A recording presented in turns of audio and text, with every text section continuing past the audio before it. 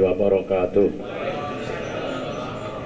Bismillah, alhamdulillah, wassalatu wassalamu ala rasulillah wa ala alihi wa sahbihi wa mawalah.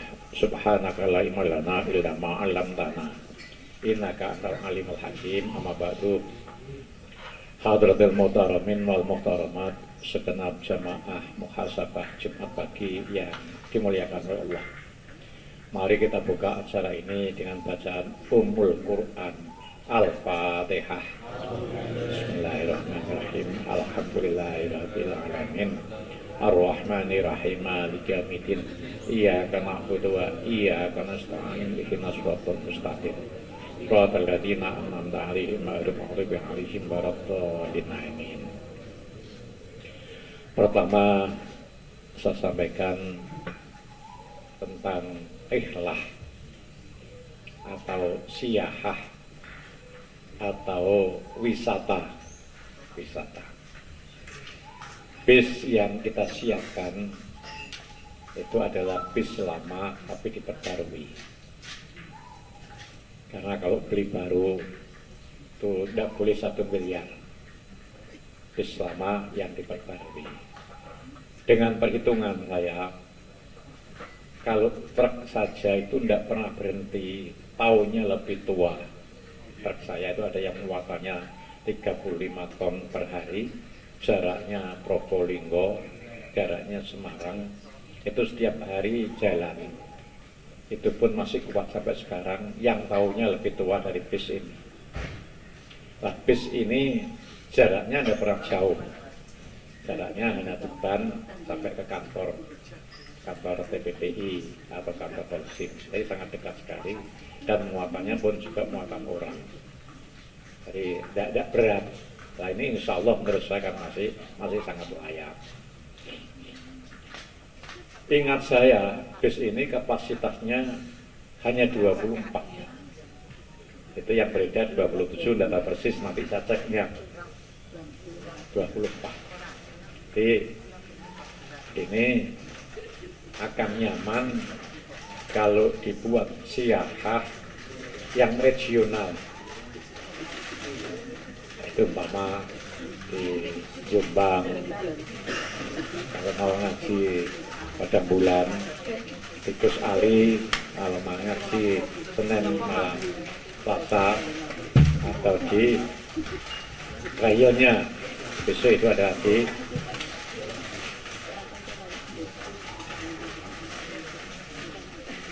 nanti dulu Pak, ya. Atau trialnya nanti di Masjid Namiro, ada dekat trial. Apalagi di Temburo, itu perlu kita siapkan. Karena kalau kita mau ketemu kiainya, itu harus ada janjian. Dulu yang pernah ngajak saya itu Pak Ansori, tapi belum sempat melakukan itu, sudah dipanggil oleh Allah dulu karena corona itu.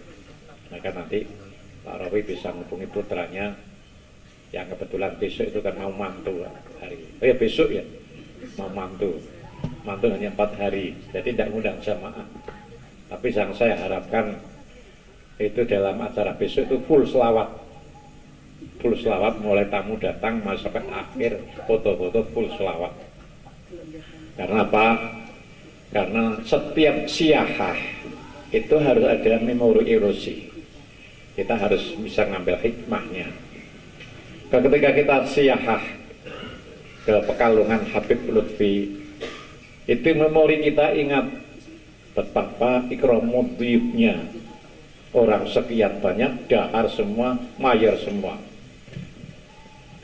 Kemudian memori kita lagi dalam orang yang jumlahnya ribuan itu, hampir 50.000, itu semua tergila-gila dengan sholawat. Maka di sana kan ada kanzus sholawat. Kanzus sholawat itu gudangnya sholawat. Nah, saya ingin mengadopsi di sini adalah menjadi gudangnya sholawat. Kemudian ketika di Solo, kita ketika membaca sholawat khairul anam, ingat semua. Ingat yang kita lakukan di perjalanan itu. Dan Ini kalau tidak direnungkan, tidak renung-renung, itu sulit kita ini bisa betul-betul menghayati. Karena bahasanya ini kan bahasa seni, bahasa syair. Itu butuh renungan, bolak-balik dibaca. Saya setengah hafal, saya tidak baca. Saya ngereneng. Nah, kalau sekalipun tidak bawa itu setengah hafal. Baik itu maksudnya maupun lafaz-lafaznya itu. Tapi yang masih sangat agak sedikit belum ada kesesuaian etimologi yang paten. Itu kan bacaannya kan tidak urut ya, yang dibaca dengan yang tulisan ini. Nah, ini tadi yang dibaca apa punya saya yang tidak benar ini. Saya diberi Pak Tom langsung ini. Yang dibaca ini kalau tidak urut yang dibaca Mbak Tati tadi. Jadi marhabannya itu kan juga tidak sesuai. Iya, saya tidak tahu itu. Jadi ini yang ini yang pertama tentang siyahah itu ya. Nanti dibahas lagi setelah ada gabungan kemana itu pasnya kan minta waktu yang pas gitu ya. Kalau mau kemana-mana kan kalau ke Senduro ya jalurnya beda, belum pas. Lagi belum pernah komunikasi, kita tata mungkin ahad berikutnya kalau kebetulan tidak ada tanggapan. Karena kan sekarang ini sudah mulai pengajian di mana-mana. Yang kedua, kita mengingat sedikit apa yang disampaikan oleh Kiai Ahmad Muzaki kemarin, yaitu hasadul ummati baina sittin wa sab'in. Umatku itu, kata Rasulullah, akan diambil oleh Allah antara umur 60 sampai 70. Yang liwat 70 kayak Pak Rawi itu dari bonus. Yang belum 70, tapi antara 60 sampai 70. Kalau sekarang saya 65, diberi umur panjang ya masih 5 tahun. Tapi kalau tidak diberi umur panjang, kalau kita sholat itu kan membayangkan itu adalah sholat saya yang terakhir. Kalau kita Allahu Akbar yang harus kita tanamkan itu sesuai ajarannya itu membayangkan ini adalah sholat saya yang terakhir. Tidak tahu besok masih sholat lagi kan kayak gitu. Ini kan seandainya, mengandai-andai itu kan boleh aja kan. Itu masih 5 tahun. Dan angka yang disebut Rasulullah itu pasti ada sirinya. Itu yang sama dengan huruf yang ada dalam Al-Quran, itu pasti ada sirinya. Nama surat dalam Al-Quran ada sirinya. Nanti kita bahas satu persatu. Tapi sampai jam 6 aja. Nanti saya minta Pak Budi bisa cerita sedikit. Kok iso jadi murtad itu gimana? Murtad dari Nasrani ke Islam kan kembali kan. Jadi murtad itu kan bukan cara Islam ke agama lain kan. Bisa cerita. Angka 60 itu yang kaitannya dengan dunia. Jadi kalau usaha setelah dia umur 60 sulit untuk berhasil. Yang kaitannya urusan dunia. Ini saya yakin. Karena apa? Meskipun orang itu punya profesi yaitu dokter hewan, itu nanti suruh beternak juga tidak bisa. Itu kepala dinas yang dokter hewan yang kaitannya dengan hewan. Kemudian itu kalau pertanian, kepala dinas pertanian itu suruh bertani tidak bisa.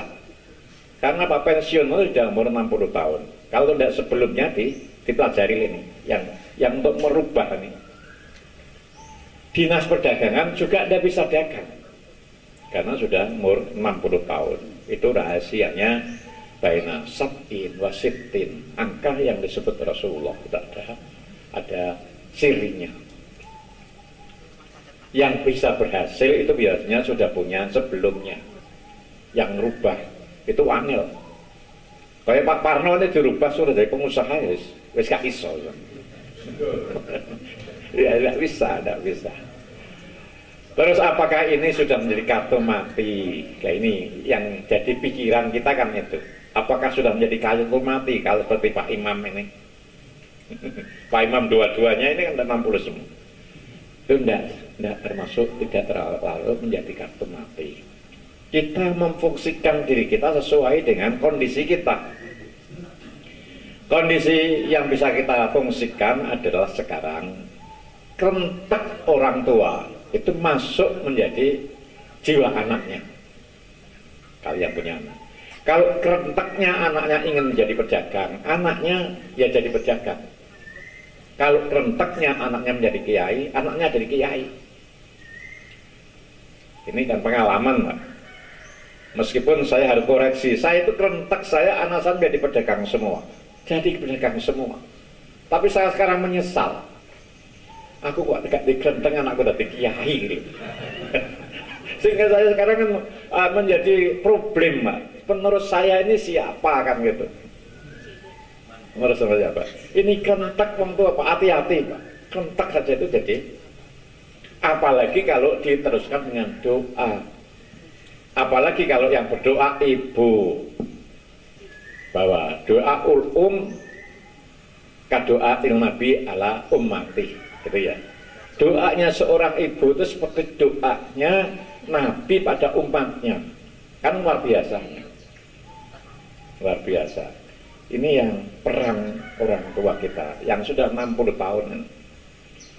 Kalau sekarang wis kadung anak dari pengusaha kabeh ya kerentek saya cucu saya. Cucu saya, mantune Pak Razak bener mantune. Itu yang dari kiai kan seperti itu. Mbak Parno. Putune Mbak Parno, anaknya wis dadi pengusaha, putune kerentek doa. Dan sekaligus dengan pengalaman sekarang membangun jiwa entrepreneur, ini setidak-tidaknya kan bisa membangun kerentak ini. Kemudian di usia 70, ini urung sholat, bijak sholat, wangel. Ini wis bolak-balik saya buktikan. Ketika saya turun ke desa waktu itu, orang tua sudah tua gitu ya, diajak sahadat wangel pol. Tapi omai blek iprik-iprik. Jadi rumah itu hanya kamar satu yang saya lihat itu yang ditempati, yang lainnya itu adalah untuk bakar, untuk masak itu iprik-iprik. Kalau saya bahasa ngomong iprik-iprik ya, dari kayu kecil-kecil itu. Jadi pikirannya ini hanya makan. Iprik-iprik kan untuk masak. Itu tokohnya Mas Hartono. jadi untuk makan ini orang yang sudah usia 60, 70. Jadi yang disampaikan Kiai Ahmad Marzuki itu memang buktinya seperti itu. Kemudian kalau dalam Al-Quran bukan setiap huruf ada sirnya, ada rahasianya. Setiap surat, nama surat ada sirnya. Setiap kejadian yang diceritakan dalam Al-Quran itu juga ada rahasianya kalau dibaca. Saya dulu ketika baru mulai buka toko, sing tak golek ya dukun, bicarane laris. Tapi dukun ini kiai ya. Yang dukun abal-abal wis gak percaya blas aku, Pak.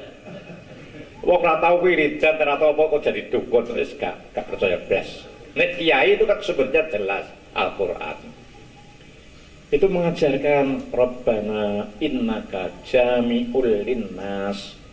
Itu diwaca anggere bar salat ping 7. Mesti laris dadangane. Ya laris betul Pak Rozak. Buka toko di Montong itu gak ono sing lawan larise.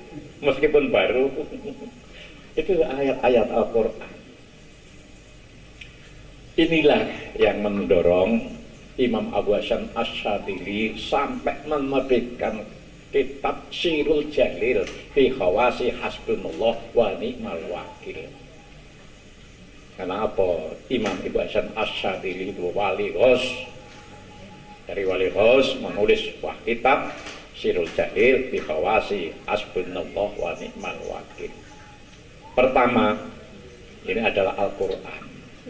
doa yang pakai ayat-ayat Al-Quran itu adalah punya keistimewaan rahasia Al-Quran. Yang kedua, Nabiullah Ibrahim alaihissalam ketika habis menggali berhala yang disembah umatnya Raja Namrud. Jadi Raja Namrud itu sampai mengaku dirinya menjadi Tuhan. Ketika dites oleh umatnya, buktinya apa? Kalau Raja Namrud itu Tuhan, naik di atas satu panggung tinggi, ini sapanah Tuhannya Nabi Ibrahim. Ketika manah, itu anak panahnya turun, ada bukti darah yang mancep. Itu kan, ya ngono iku carane setan itu.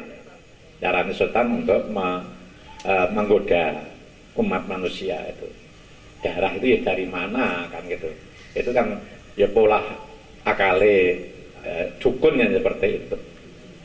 Karena saking yakinnya bahwa Raja Namrud itu adalah Tuhan, ketika membutuhkan kayu untuk membakar Nabi Ibrahim alaihissalam itu semuanya urut golek barokah. Jadi orang Pak Rozak tok sing saiki golek barokah, sarapan. Jadi Raja Namrud diaku menjadi Tuhan itu, wong sing hamil itu sampai membawa kayu juga kepengen barokahnya biar anaknya lebih baik untuk membakar Nabiullah Ibrahim. Delalah Nabi Ibrahim itu diajari oleh Allah untuk membaca hasbunallah nikmal wakil. Ketika dijatuhkan di tempat itu, sedikit pun pakaiannya tidak ada yang terbakar, pakaiannya tidak terbakar, tubuhnya tidak terbakar. Ini sing orang-orang hamil wis kadung nggawa kayu kok ora barokai Tuhanku. Yang barokai kok Tuhannya Nabi Ibrahim. Karena api itu dengan bacaan hasbunallah ni'mal wakil diperintahkan oleh Allah, kuni bardan wassalaman ala Ibrahim. Wahai api, jadilah kamu dingin dan beri keselamatan kepada Nabiullah Ibrahim alaihissalam.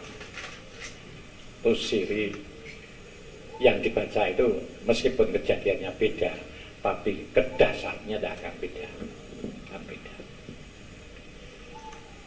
Ketika habis perang Uhud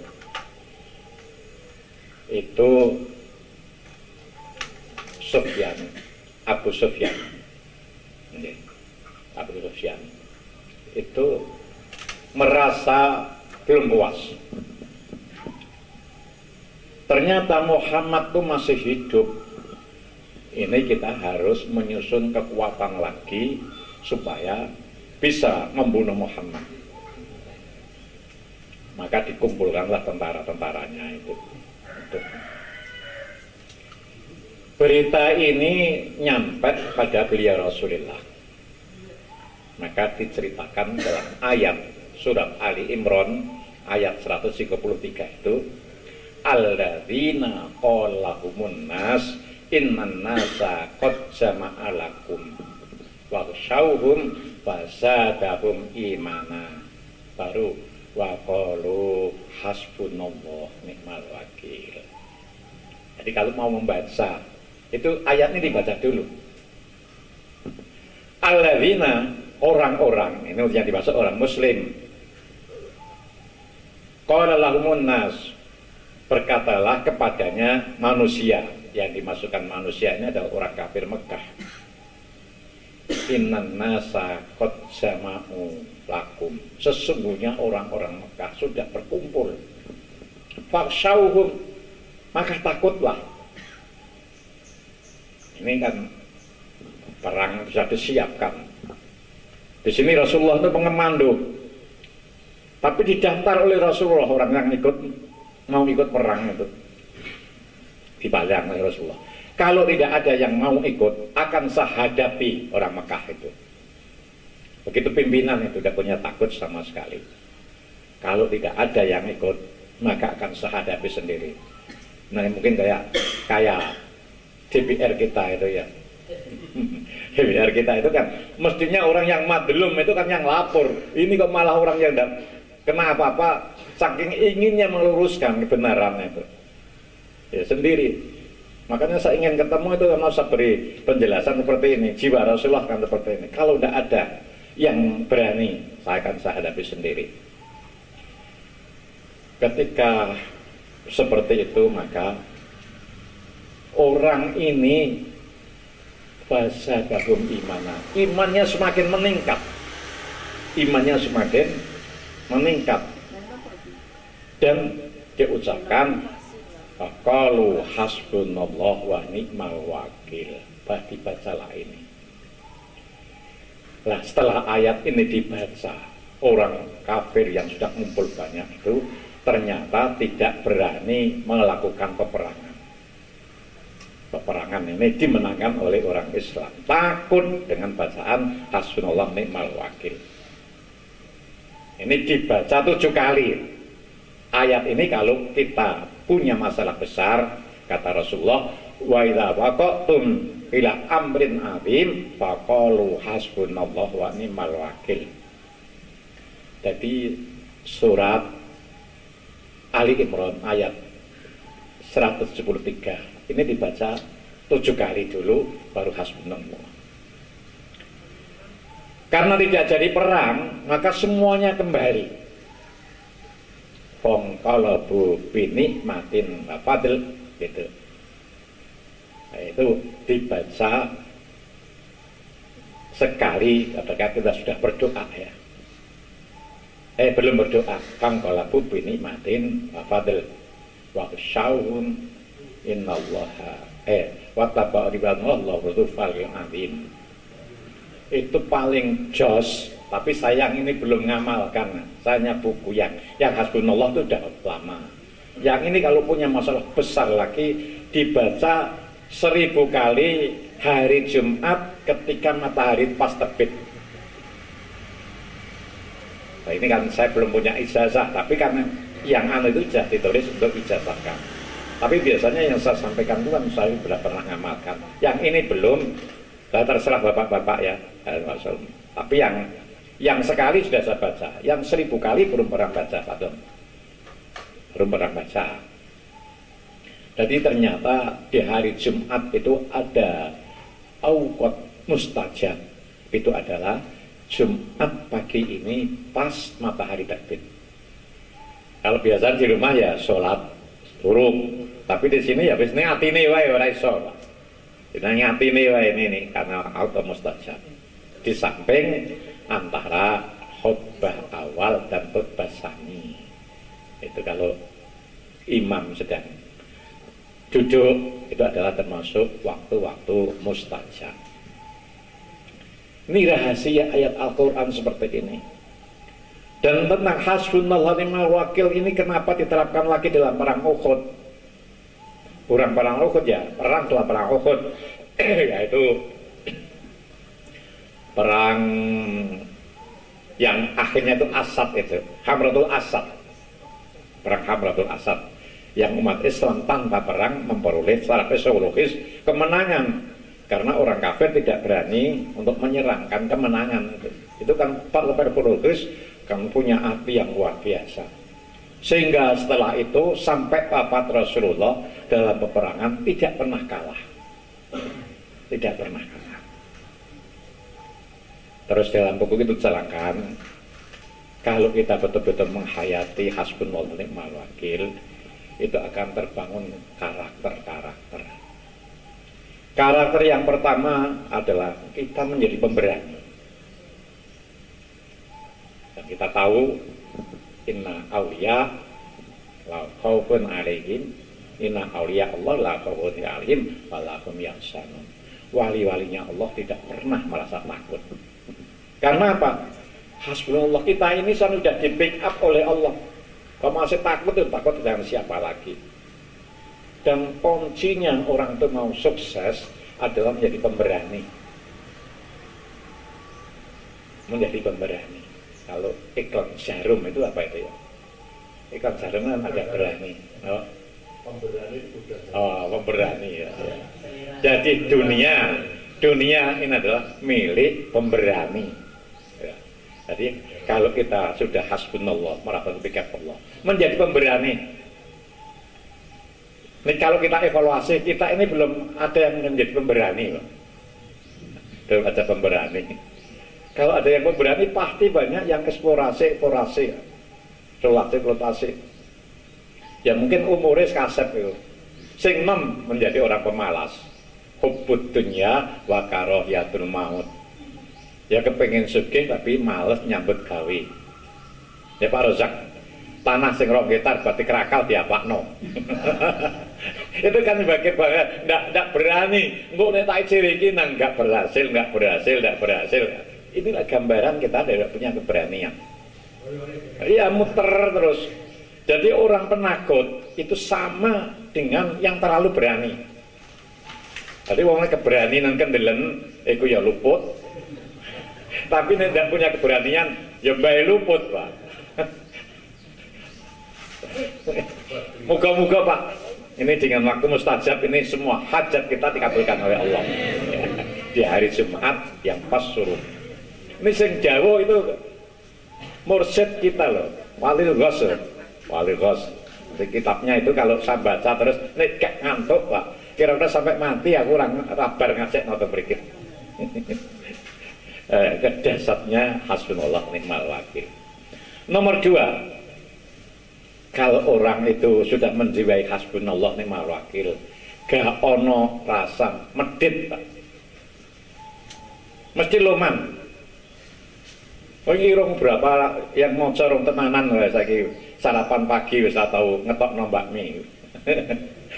Sudah 4 kali ini dijamin loman asmo. Karena apa? Wong kita ini dicukupi oleh Allah. Kok iman? Enggak pernah iman kan? Wong dicukupi oleh Allah. Yang ketiga, tidak pernah putus asa. Gak putus asa. Wong kita dijamin oleh Allah. Yang keempat, kita ini ayem, Pak, menemukan kedamaian. Karena apa? Segala sesuatu itu kalau kita punya hajat, keberhasilannya kita serahkan pada Allah. Jadi kalau kita sudah berdoa, sudah baca dawuhnya kitab itu adalah jangan berharap doa kita segera dikabulkan oleh Allah. Nomor 1. Jangan berharap ijabahnya Allah sesuai dengan harapan kita. Allah lebih tahu apa yang terbaik untuk kita. Jangan-jangan kita hanya berharap uang 1 juta, padahal Allah menghendaki uang 1 miliar kan.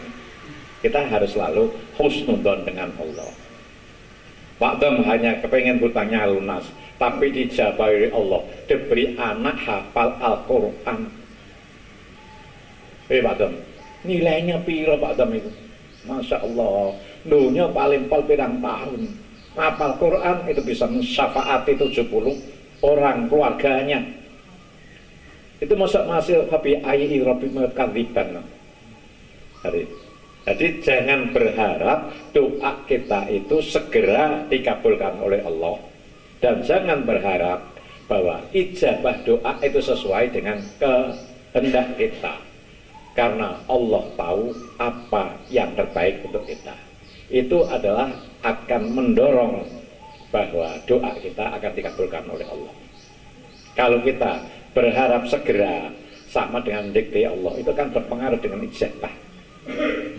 Yang penting kita ini harus yakin bahwa seyakin-yakinnya semua harapan kita akan dikabulkan oleh Allah. Jadi waktunya saja. Wong Rasulullah saja meminta untuk dipindahkan kiblat dari Masjidil Aqsa ke Mekah itu berapa tahun itu? 2 tahun lebih kan itu. 2 tahun lebih baru dijabah oleh Allah. Kita baru berapa bulan muhasabah ini. Kalau saya ini agak sedikit error kemarin itu, Pak. Kok rada tidak hati loh. Ya, ada sedikit error. Tapi ya akhirnya ya saya sempurnakan. Iya, kita tidak boleh tergesa-gesa. Untuk kaderisasi itu tidak bisa. Untuk bangunin. Tapi yakin lama-lama akan dijabahi oleh Allah. Kalau kita berdoa betul-betul. Wong diajak donga wae aras-arasen, dijak mikir aras-arasen, apa meneh jak nyambut gawe. Jare Mas Amin karek wong telu. Ya wis wong telu ae dipateni. Kalau orang itu sudah tidak ada rasa hub dengan pekerjaan, tidak mungkin bisa dikembangkan. Tidak mungkin. Jadi harus ada ala sabil hub yang samakan oleh Ustaz Rusaki kemarin kan harus mencintai pekerjaan kita itu. Kalau saya menyampaikan bahwa orang yang ngaji